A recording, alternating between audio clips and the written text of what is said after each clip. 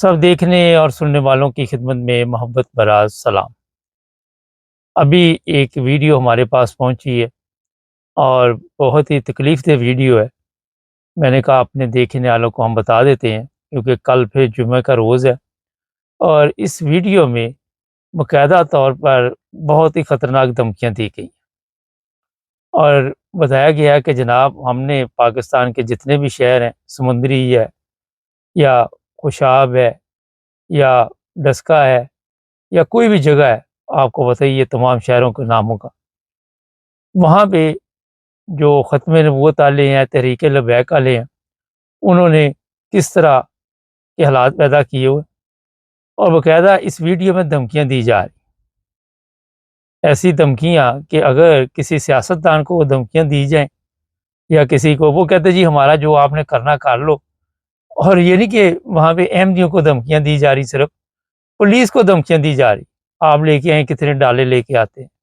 آپ ہمیں ہاتھ لگا کے دکھائیں، آپ ہمیں گرفتار کر کے دکھائیں، ہم آپ کو بھی نہیں چھوڑیں گے۔ سرکاری جو وہاں پہ اہلکار ہیں ان کو دھمکیاں دی جا رہی اور کہا جا رہا ہے کہ ہم جو چاہیں گے وہی ہوگا، اگر ہم کہیں گے کہ فلاں مسجد کے منار گرا دو، اتنے احمدی وہاں سے پکڑ لو، ان کے ساتھ 298 95 سی جو بھی سلوک کرو، آپ کو کرنا پڑے گا۔ پولیس کو یہ دھمکیاں دی جا رہی اور پھر یہ کہا جا رہا ہے کہ میرا ایڈریس یہ ہے اور آپ جب مرضی وہاں پہ آ کے تو مجھے گرفتار کرنا چاہیں تو گرفتار کر لیں۔ یہ خطرناک ویڈیو اس وقت جو چل رہی ہے، اور دوسری جو خبر ہے وہ یہ ہے کہ کل جمعے کے دن دوبارہ جمعہ تو نہیں پڑھا جائے گا وہاں پہ، مگر یہ ہمارے پاس پکی اطلاع ہے کہ وہاں پہ فتنہ اور فساد کا فل پروگرام ہے، اور جو احمدیوں کی مساجد ہیں وہاں پہ یا سینٹر ہے، نماز سینٹر ہے، فل پروگرام بنا ہوا کہ ان کے اوپر حملے ہوں گے۔ یہ ایک شہر نہیں ہے، کئی شہروں سے ہمیں اطلاع مل رہی ہے، اس میں جس طرح میں نے کہا اکاڑا وغیرہ بھی شامل ہے، آپ کو میں نے اشارہ دے دیا، اور وہاں پہ باقاعدہ طور پر یہ پلاننگ بن چکی ہے کہ ہم نے کل جمعہ جو ہے وہ کس طرح منانا ہے، اور یہ چیزیں سب گورنمنٹ کو پتہ ہے، حکومت کو یہ نہیں کہ پتہ نہیں ہے، سب کچھ ان کے علم میں ہے، مگر گورنمنٹ کیوں خاموش ہے، گورنمنٹ کیوں نہیں اس پہ بات چیت کر رہی، کئی سوالات ہیں۔ ناظرین، جو پہلے لوگ پکڑے ہوئے ہیں احمدی،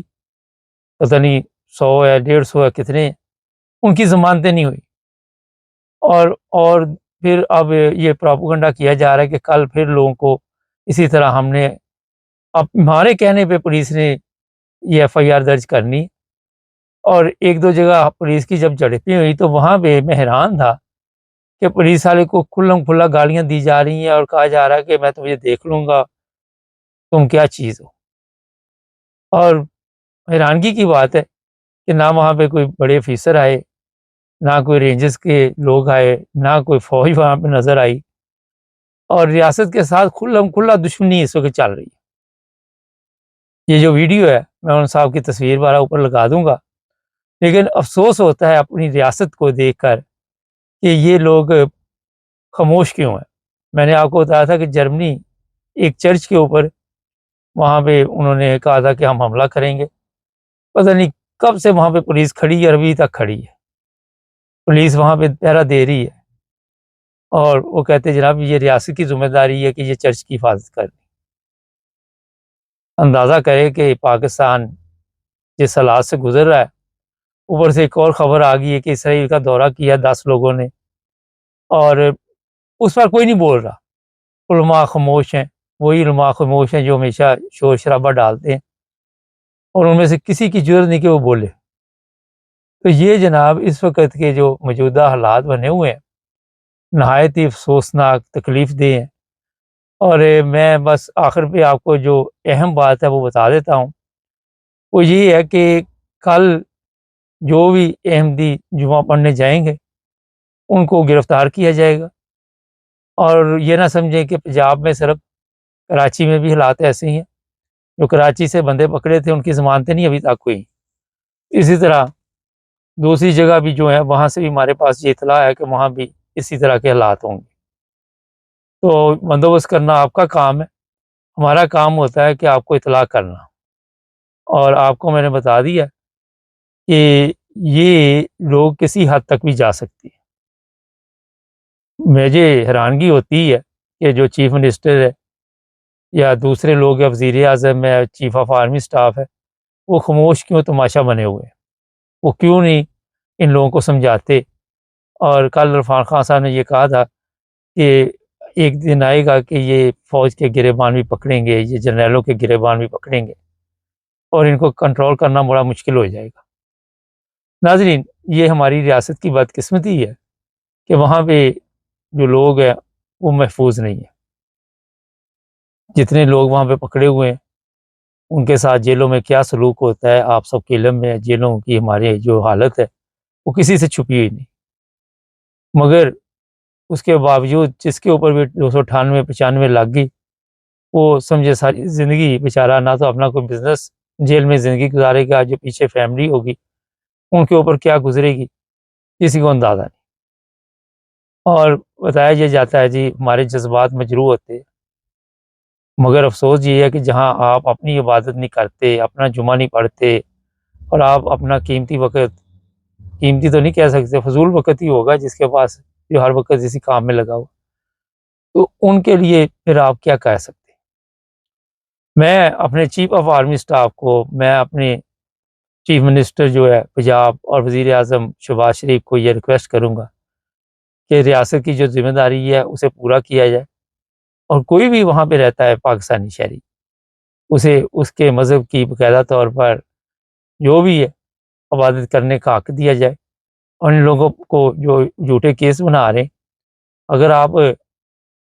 سختی کریں گے تو یہ کچھ بھی نہیں کر سکتے۔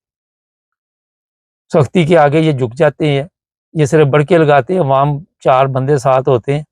اور وہاں پہ بڑکے لگانی شروع کر دیتے ہیں، اور پھر یہ بڑکے جو ہے آپ کو پتہ ہے جن لوگوں کے اوپر آپ جھوٹے کیس ڈال دیتے ہیں ان کی زندگی بیچاروں کی کیا بنتی ہے۔ 298 سی 295 سی جو ہے اس کے بعد ضمانتیں بھی نہیں لیتے، جو آپ کے وہاں پہ آپ لگائے ہوئے جج ہیں وہ ضمانت نہیں لیتے، لوگوں کی زندگی برباد ہو رہی ہے۔ اس لیے دیکھیں اس گناہ میں شامل نہ ہوں، یہ ایسا بڑا گناہ کر رہے ہیں کہ اللہ اور اللہ کے رسول کا نام مٹا رہے ہیں، وہاں پہ قبروں کی بے حرمتی کر رہے ہیں، زندہ لوگوں کی بھی بے حرمتی کر رہے ہیں، جو مر چکے ہیں اس دنیا میں نہیں ہیں ان کی بے حرمتی کر رہے ہیں۔ آپ کو یاد ہوگا ایک وقت آ کے کوئی بھی مذہب کے لوگ تھے اکٹھے بیٹھتے تھے، کھاتے پیتے تھے خوشی غمی میں، اور وہ وقت سب کو یاد آتا ہوگا جو اس وقت کے لوگ بیٹھے ہوں گے۔ اس نئی نسل نے بالکل ہی ختم نبوت کے نعرے لگا لگا کے اسلام سے دوری اختیار کر لی، اور اسلام کو جس حالت میں پہنچا دیا، وہاں پہ یہ جتنے لوگ آئیں گے ان کو ذرا پوچھیں، ذرا میرا نہیں خیال کہ